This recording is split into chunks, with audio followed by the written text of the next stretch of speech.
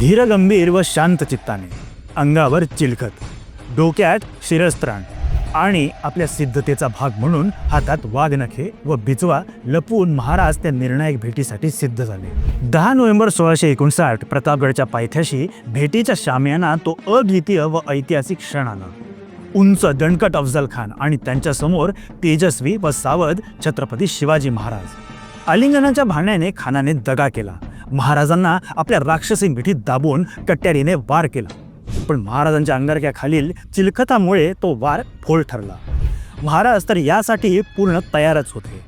क्षणाचाही विलंब न लावता त्या युगपुरुषाने आपल्या डाव्या हातातील वाघनख खानाच्या पोटात खुपसले आणि उजव्या हातातील बिचवा आर पार केला. एक गर्जना झाली आणि क्रौर्याचा तो महामेरू क्षणार्धात कोसळला. या घटनेनंतर महाराजांनी खानाच्या गर्विष्ठ सैन्यावर तुटून पडायला आपल्या मावळ्यांना आदेश दिला.